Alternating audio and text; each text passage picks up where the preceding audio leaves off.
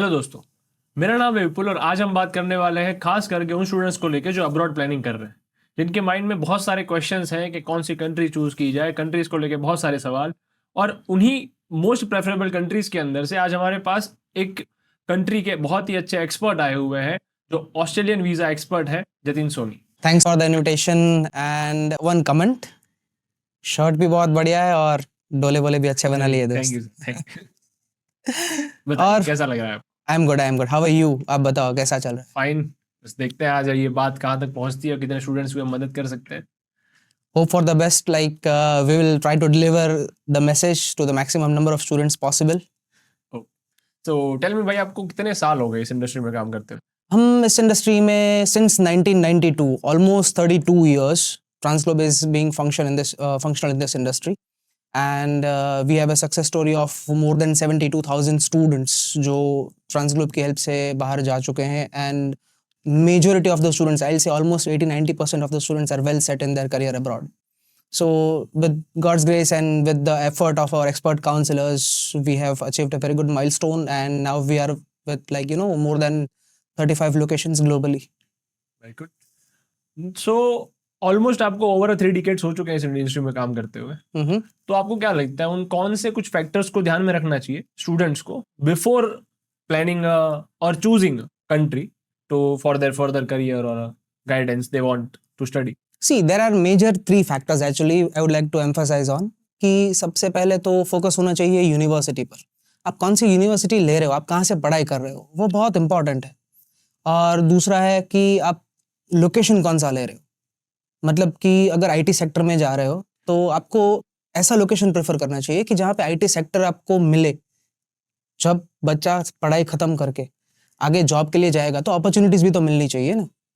And the third most important thing is course, जहाँ पे बच्चे सबसे ज़्यादा गलतियाँ करते हैं कि कोर्स ऐसा सिलेक्ट करना चाहिए जिनको मतलब ऐसा नहीं कि कल उठ के डिमांड में रहेगा, ये डिमांड में रहेगा, वो रहेगा। Demands are always temporary. Actually एक ही चीज़ परमानेंट है, that is our passion. Like if you are passionate for any course, अगर आपको है ऐसा एक जज्बा है कि नहीं मुझे ये पढ़ाई करना है and I am very good at that, तो आपको वही कोर्स लेना चाहिए। तो ये 3 चीज़ें हैं, यूनिवर्सिटी, कोर्स और लोकेशन। ये 3 फैक्टर्स है ना, सबसे ज़्यादा इंपॉर्टेंट है बच्चे की पढ़ाई के लिए। एंड शायद इसी के चलते हुए मुझे लगता है कि आजकल बहुत सारे स्टूडेंट्स हैं वो प्रेफर करते हैं Australia as their goal country और as the country to they go. तो आपको क्या लगता है इस बारे में कि ऑस्ट्रेलिया जाते वक्त, ऑस्ट्रेलिया के बारे में प्लानिंग करते वक्त स्टूडेंट्स को उन किन बातों का ध्यान रखना चाहिए जो उसे पहले से तैयारी कर लेनी चाहिए, और उस तरह से उसे कुछ आप स्टेप वाइज अप्रोच बता सकते हो स्टूडेंट्स के लिए कि फर्स्ट स्टेप ये होगा, फिर उसे ये करना चाहिए, ऐसा कुछ? Step 1, visit Transglobe. Just for a joke. Actually step 1 क्या है कि अगर आप पढ़ाई करने के लिए जाना चाहते हैं बाहर, तो सबसे पहले तो आप कैलकुलेट कीजिए कि मुझे कितना टाइम लगेगा, उसमें कौन से कोर्सेज है, वहाँ पे कौन से कोर्सेज है, मेरे लिए वो कोर्स हेल्पफुल है कि नहीं, कौन सी यूनिवर्सिटीज़ है। Australia is home to like group of 8 universities, मतलब कि 8 यूनिवर्सिटीज़ ऐसी है जो top 100 universities in the world है।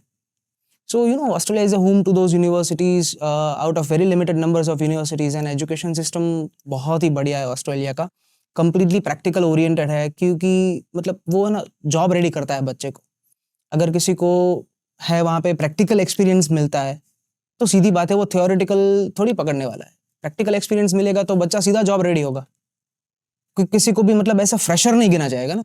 सो that is the best part. तो that thing student has to keep in mind that when to start. And एक और चीज़ है इंग्लिश प्रोफिशिएंसी। उसके लिए see India is a non native English speaking country, so यहाँ पे इंग्लिश प्रोफिशिएंसी की रिक्वायरमेंट है। तो student has to appear for English proficiency, and I would suggest today is the day. आज का दिन है, चालू कर दो शुरुआत। This is what I believe. Suppose student start कर चुका है, तो क्या कोई ऐसी डिफिकल्टीज हो सकती है जो शायद उसे फेस हो वाइल जब वो प्रोसेस कर रहा है, या ऑस्ट्रेलियन वीज़ा लेते वक्त उसे कोई ऐसी प्रॉब्लम्स जो फेस हो सकती है? क्योंकि आजकल जो मैं देखता हूँ कि इस स्टूडेंट्स के बीच में काफ़ी सारे रूमर्स इस बारे में है, काफ़ी सारे स्टूडेंट टेंशन में भी है, बट फिर भी बावजूद इन सब चीज़ों के मोस्ट प्रेफरेबल कंट्री स्टूडेंट जो प्रेफर करते हैं वो ऑस्ट्रेलिया है। स्टिल ऑस्ट्रेलिया के ऐसे कोई जो रूल्स और रेगुलेशंस में भी चेंज हुए हों, इस बारे में आप बताना चाहो? कुछ रूल्स चेंज हुए हैं और माना कि डिफिकल्टीज फेस होती है बच्चे को, लेकिन जहां तक मेरा मानना है डिफिकल्टीज वहां पे फेस होती है जहां पे प्रॉपर गाइडलाइंस ना मिले। आज थोड़ा डिस्कस उसके बारे में ज्यादा करेंगे, क्योंकि मुझे लगता है कहीं ना कहीं ये जो रूमर्स चल रहे हैं, तो ये रूमर्स बच्चे को समझना बहुत जरूरी है कि अगर यही मतलब जो जड़ है उसको अगर आप गलत समझ रहे हो तो सही है कि आपकी नींव सही नहीं बनने वाली है। तो if you are planning to make your future a brighter one, तो उसकी जड़ क्या है वो समझो। और रूल्स वगैरह चेंजेस होते हैं, जरूरी भी है, रूल्स चेंज होने भी चाहिए और कुछ रूल्स चेंज हुए भी हैं। तो क्या आपको ऐसे 2 या 3 रूल्स, आई डोंट नो कितने रूल्स हैं, सो आप अपने हिसाब से बताना चाहोगे कि ये कोई 2 से 3 रूल्स और रेगुलेशंस हैं जो चेंज हुए हैं, जिस बारे में हमें अवेयर होते वक्त इन चीज़ों का ध्यान रखना चाहिए या इन चीज़ों को हमें ठीक से करना चाहिए, जिस बारे में अगर आप कुछ कहना चाहो? विपुल, 2-3 रूल्स नए आए हैं। उसमें सबसे ज़्यादा मैंने पैनिक का एक सोचा, मतलब देखा है स्टूडेंट्स में कि काफ़ी सारे स्टूडेंट्स ये सोच के बैठे पोस्ट स्टडी वर्क परमिट नहीं मिलता है, मतलब पढ़ाई खत्म करके वापस आ जाओ, जहाँ की ऐसा कुछ है ही नहीं। This all are actually rumours. जो बच्चे ट्रांसग्लोब में आए हैं उनको हम लोगों ने ये क्लियरली गाइड किया है कि जैसे कि 8534 वीज़ा कंडीशन है, एक 8534, उसमें मेंशन किया गया है कि while you are in Australia we will not give you any substantive visa other than 485। तो क्लियरली मेंशन किया है कि 485 को छोड़ के कोई और वीज़ा नहीं मिलेगा। मतलब ये सोचो, 485 ही तो है post study work permit, PSW जो है 485 है, वो बच्चे को पूरा मिल रहा है, तो उसमें कोई दिक्कत नहीं है। Sorry to interrupt you, but आज का हमारे पॉडकास्ट काफी सारे ऐसे बिगिनर्स भी सुनने वाले जिनको यही नहीं पता कि कौन सी कंट्री जाना है एंड उन कंट्रीज की कंडीशन क्या हो सकती है। तो क्या आप ये जो आपने टर्म्स अभी यूज किए हैं, काफी सारे नंबर्स आपने बोले एंड मैं खुद नहीं जानता इस बारे में, पीएसडब्ल्यू जो आपने कहा, पोस्ट स्टडी वर्क राइट्स, ये सारी चीजें क्या है? ये वीजा के जो आपने कहा कि 485 और ये सब, ये क्या है? आप किस बारे में बात कर रहे जैसे कानून बनता है, जैसे कि इंडिया का एक कॉन्स्टिट्यूशन है, वैसे वहाँ का जो इमिग्रेशन के लिए जो कॉन्स्टिट्यूशन है, जो माइग्रेंट स्टूडेंट्स के लिए जो कॉन्स्टिट्यूशन है, उसको सबसे पहले बोलते हैं सब क्लास 500। सब क्लास 500 के अंदर जो भी कंडीशंस है ना, उनको एक नंबर दिया गया है, वो कैटेगराइज किया गया है। तो 8535 एक कंडीशन का नंबर है जिसमें लिखा है no further stay. No further stay उन बच्चों के लिए है जो जेन्युइन स्टूडेंट्स नहीं है। Okay, so sorry to interrupt you again, but क्या आप आइडेंटिफाई कर सकते हैं कौन से जेन्युइन स्टूडेंट्स हैं और कौन से नॉन जेन्युइन है? आप उस किस तरह डिफाइन करते हो उसे? सी, डिफाई करने के लिए काफ़ी सारी चीज़ें ऐसी हैं कि उनके एकेडमिक डॉक्यूमेंट्स होते हैं, कि उनके एकेडमिक्स डॉक्यूमेंट्स देखने के बाद उनके फाइनेंसिस कैसे हैं, उनकी इंग्लिश प्रोफिशिएंसी कैसा है, उनका इंटेंशन क्या है। मतलब काफ़ी सारे बच्चे ऐसे हैं कि जो है कि बस जाना है तो जाना है, उनका ऐसा कोई गोल नहीं है कि उनको जेन्युइनली पढ़ाई करनी है। तो और expert counsellors have words with them, और जहाँ भी ऐसा लगता है कि बच्चा जेन्युइन नहीं है, तो वहाँ पे we would suggest them like this are the possibilities and this are the factors that are the risk factors as well. पर ऐसा कोई है नहीं, मतलब रिस्क फैक्टर जैसा कुछ है नहीं। 8534 कंडीशन में सबसे ज़्यादा एम्फेसाइज कर रहा हूँ, क्योंकि जो रूमर्स आए ना वो यही कंडीशन को लेके आ रहे हैं।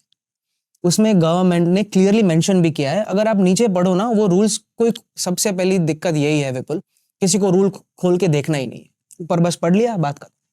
हाँ, वो बेसिकली सारे प्रोडक्ट्स जो हम पढ़ते ही हैं, पीछे उसके इंग्रेडिएंट में क्या लिखा है वो जनरली इंडिया में इतना नहीं देखा जाता है। तो जो मेन न्यूज़ में लोगों ने देख लिया कि नो फर्दर स्टे, तो क्या वजह हो सकती है जिस वजह से नो फर्दर स्टे नहीं मिलता है, कि क्यों नहीं मिलता है? सर जी, वही तो मैं करेक्शन कर रहा हूँ आपको, और every students I am correcting, there is nothing like no further stay. ऐसा कुछ है ही नहीं। आपको नो फर्दर स्टे कब नहीं मिलेगा? कि जब आप जेन्युइन स्टूडेंट्स नहीं हो। See, if the student is not genuine, there is no further stay. क्यों और कैसे है? अगर आप कोई भी यूनिवर्सिटी लेके जा रहे हो, यूनिवर्सिटी में जाए, आपने एक और कंडीशन देखा होगा 8204 limited study changes. Okay. So the students are not allowed to change the courses. ये मतलब एक्सपीरियंस हुआ है उन लोगों को, और ये जो एक्सपीरियंस हुआ है ना, उसके तहत ही ये रूल आया है 8535 नो फर्दर स्टे। जो बच्चा वहां पे जाके यूनिवर्सिटी कोर्सेज वगैरह चेंज करते हैं, स्विच करते हैं, उनके लिए फर्दर स्टे नहीं है। दूसरी बात, जो वहां पे स्टडी खत्म करके वर्क परमिट ले चुके हैं और फिर से स्टडी करना चाहते हैं, तो वो एक रिस्ट्रिक्शन लगा दिया है। और वो रिस्ट्रिक्शंस जहाँ तक मैं जानता हूँ थोड़ा ज़रूरी भी है, क्योंकि जो बच्चे जेन्युइनली पढ़ाई करना चाहते हैं उनके लिए कोई ना कोई ऑप्शन तो होना चाहिए ना। ओके, तो इसमें 2 पर्सपेक्टिव क्रिएट होता है। फर्स्ट ऑफ ऑल, के स्टूडेंट जो कोर्स और यूनिवर्सिटी पहले चूज करने के बाद वापस बदल रहा है, तो मैं ये जानना चाहूंगा कि वो क्या सोचता है जो वो चेंज कर रहा है, ये उसने, क्योंकि जो यूनिवर्सिटी उसने चूज की वो उसने खुद ही चूज की, कोर्सेज भी खुद लिए, फिर वहां जाने के बाद ऐसा तो क्या हो जाता है कि वो चेंज कर देता है। मे बी शायद ऐसा हो सकता है कि उसे लगा कि यहाँ नहीं, यहाँ करना है, वहां कर लेते, कि जहां जब इंडिया में स्टूडेंट रह रहा होता है तो वो ड्रॉप आउट करके दूसरी यूनिवर्सिटी दूसरी कॉलेज में जाना, ऐसा सब करते रहते। तो शायद वो क्या इस माइंडसेट से करता है कि वो इमेच्योर है। और दूसरा पर्सपेक्टिव कि यूनिवर्सिटीज या फिर जो ऑस्ट्रेलियन वीजा एम्बेसी है वो ऐसा क्यों करते हैं कि कोर्स और यूनिवर्सिटी चेंज अगर कर दी तो फिर नो फर्दर स्टे। सी यही तो है, जो जेन्यून स्टूडेंट नहीं है उसका एग्जैक्ट इंडिकेशन यही तो है। जेन्यून स्टूडेंट किसको बोलते हैं? जैसे कि विपुल, अगर तुम्हें बाहर जाना है, फॉर एग्जांपल गोवा जा रहे हो घूमने के लिए, जाते भी होगे फैमिली के साथ, गए हो कि नहीं गए? Of course. अच्छा, तो मतलब तो देखा होगा ना, होटल चेक की होगी, बिना चेक किए तो होटल बुक नहीं की, और फिर वो भी देखा होगा पैकेजेस कितना है, फ्लाइट के टिकट्स देखी होगी, सब देखा होगा, राइट? यस। तो अगर बच्चा पढ़ाई करने के लिए जा रहा है, ऐसा कैसे हो सकता है कि वो यूनिवर्सिटी के बारे में रिसर्च ना करे? It is not practical, right? तुम्हारी पढ़ाई का भी देख लो खुद, 12वीं खत्म की, जब कॉलेज ज्वाइन करनी थी तो ऐसा तो नहीं था ना कि घर से नजदीक जो कॉलेज है वहां पे एडमिशन ले लिया।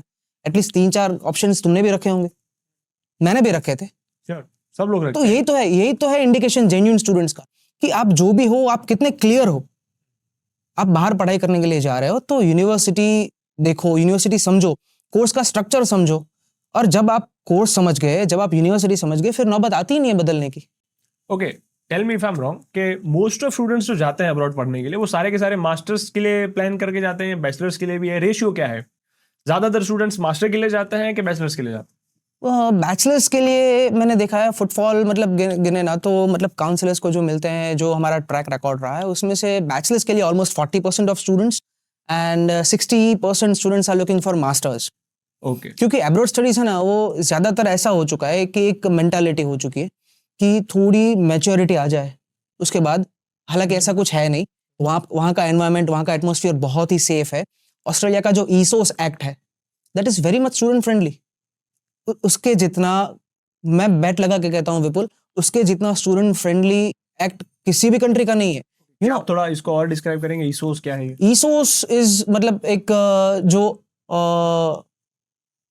बोले ना कि एक एक्ट है जो गवर्नमेंट बच्चे को प्रोटेक्ट करता है। You know, it is for the protection, for the legal rights of the students. Okay, so there is specific age limit होता है कि इन्हीं स्टूडेंट्स को, मतलब जो ये इस एज के बाहर वाले या अंदर वाले हैं, इनको इस एक्ट के अंदर प्रोटेक्शन मिलता है, ऐसा कुछ? No, any student who is looking to study in Australia. अच्छा, तो वो लोग जो पढ़ रहा है उसे एज अ स्टूडेंट ही और चाइल्ड बट उसे कंसिडर करते हैं कि इसे हमें प्रोटेक्ट करना है। हाँ, सी प्रोटेक्ट इन द सेंस कि नॉट ऐसा कि फिजिकली प्रोटेक्शन दे दिया Okay. कि पुलिस लगा दी उसके अगल बगल में, बट उनके जो राइट्स होते हैं, जैसे यहाँ पे हमारे कैसे ह्यूमन राइट्स है, Yes. तो स्टूडेंट्स को भी एक राइट्स दिए गए थे।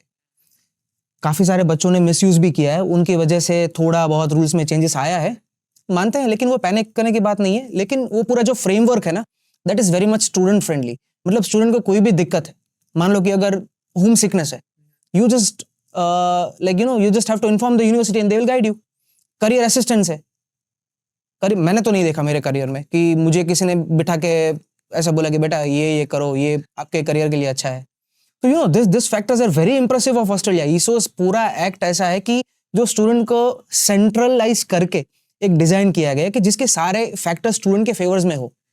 ओके, तो जो आपने कहा कि 60% ऑफ स्टूडेंट्स मास्टर के लिए प्लानिंग करते हैं, एंड मुझे भी कहीं ना कहीं लगता है कि जो मास्टर के लिए प्लानिंग कर रहा है तो वो भी 21 एज हो चुका है, वो ऑलमोस्ट 22-21 के अराउंड है। एंड अगर वो मास्टर्स की डिग्री परस्यू करना चाहता है तो वो ऑफकोर्स ऐसी यूनिवर्सिटी और कोर्सेज चूज करे पहले से प्लान करके, ताकि उसको आगे जाके चेंज करने की नौबत ना आए। और अगर वो ऐसा करता है तो उसका जो फर्दर स्टे है वो कैंसिल हो सकता है। Right? Yes yes yes, exactly. क्योंकि एक ही चीज है, क्लियर कट पिक्चर क्या है, अपना गोल क्या है, अपना फ्यूचर का प्लान क्या है, वही क्लियर है और वही क्लियर होना चाहिए। क्योंकि सपोज कि अगर आप इतना बड़ा डिसीजन ले रहे हो अपनी लाइफ का कि आप यहाँ पे अपना नेटिव वगैरह सब छोड़ के अब बाहर जाना है, तो आप ऐसा ही कोई डिसीजन लो जिसमें आगे जाके आपको कोई प्रॉब्लम ना है। सी जेन्युइन स्टूडेंट किसे बोलते हैं? कि जिसको वहां पे जाना है, पढ़ाई करने के लिए जाना है, उसको वापस अपनी कंट्री आना है। ओके। वापस अपनी कंट्री आना है। वो कितने बच्चे प्लान करते हैं वापस आने का, वो डिपेंड करता है फ्यूचर एस्पेक्ट्स पे। मतलब करियर एस्पेक्ट्स अगर ज्यादा अच्छे हैं, वहां पे अपॉर्चुनिटी ज्यादा मिल रही है, तो बच्चा कोई और कंट्री भी मूव कर सकता है। ओके, तो मास्टर्स कंप्लीट करके वापस आना, ये स्टूडेंट्स की अपनी चॉइस होगी या कंडीशन होगी कि आपका अगर इतना हो चुका है तो अब आपको वापस जाना पड़ेगा, या फिर ऐसा भी होता है कि गवर्नमेंट खुद वहां की चाहती है कि भाई ये स्टूडेंट्स जो इन डिग्रीज को कंप्लीट करके हैं वो हम अपने पास रखें, हमारे पास भी टैलेंट हो, ऐसा कुछ? सी गवर्नमेंट ऐसा कोई क्लेरिफिकेशन या जस्टिफिकेशन नहीं चाहती है. जो survival of the fittest, Charles Darwin, yes, he said that survival of the fittest. तो जो फिट है वो सर्वाइव करेगा. जो सर्वाइव कर रहा है वो स्किल्ड है मतलब वो ऑस्ट्रेलिया को बेनिफिट करवा रहा है. For example, if you are a person who can benefit Australia, they have no objections in giving you a permanent residency. एक चीज माइंडसेट होनी चाहिए कि एक मतलब पिक्चर तो गोल क्लियर होना चाहिए, साथ साथ में ऐसा भी होना चाहिए कि अगर आप जो भी काम कर रहे हो उसका जो ऑक्यूपेशन है वो स्किल्ड ऑक्यूपेशन होना चाहिए. लेकिन पीआर का तो ठीक है, अभी तो बच्चों का जो रूमर्स चल रहा है वो तो सबसे ज्यादा यही है कि नो फर्दर स्टे. ऐसा कुछ है नहीं, फर्दर स्टे मिल रहा है. और साथ ही में अगर यूनिवर्सिटीज जो ली थी उसी में अगर उसने कोर्स खत्म किया है तो अगेन स्टूडेंट्स को ये मैसेज मैं कन्वे करना चाहता हूँ कि वही कोर्स वही यूनिवर्सिटी में अगर आपने खत्म किया तो बहुत सारे सब क्लासेस है, जैसे कि 485 वर्क परमिट है, पोस्ट स्टडी वर्क परमिट जो टेम्पररी दी जाती है टेम्पररी ग्रेजुएट के लिए. वैसे भी 186 187 जो मतलब रीजनल नॉमिनेशंस है और नॉमिनेशंस है, स्किल्ड नॉमिनेशंस है, ऐसी बहुत सारी वीज़ा कैटेगरीज है जो ओपन है. तो ऐसा कोई है नहीं कि मतलब पोस्ट स्टडी वर्क परमिट नहीं है या फिर फर्दर स्टे बंद कर दिया है. So it's just a rumour. काफ़ी सारे ऑप्शंस है, काफ़ी सारे अपॉर्चुनिटीज़ है. बस कंडीशन एक लगा दी है कि बच्चा जेन्युइन होना चाहिए. पढ़ाई करने के लिए जाना है तो पढ़ाई करो भाई. And that should be, and I really appreciate that efforts. This helps those students who are actually planning to move to Australia for further studies. Actually genuinely जो पढ़ाई करना चाहते हैं, जो करियर के बारे में सोचते हैं, उनके लिए बहुत अच्छा है, बहुत बेनिफिशियल है.